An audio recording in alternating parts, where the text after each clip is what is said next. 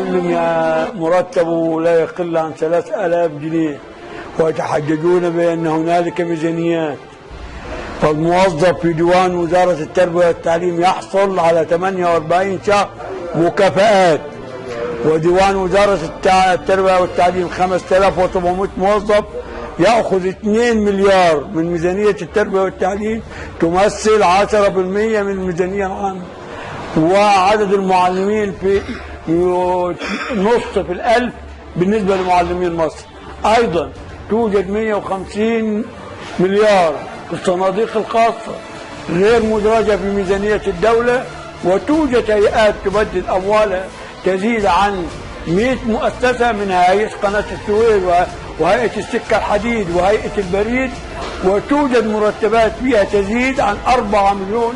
والبنوك مرتبات رؤساء مجالس الإدارة 4 مليون جنيه مصري بجاء غير المكافآت والمخصصات لهم. وأيضا رئاسة الجمهورية يوجد 480 شركة تابعة للجيش غير خاضعة لأي محاسبة، وتدخل جيوب خاصة بجانب مكافآت التسليح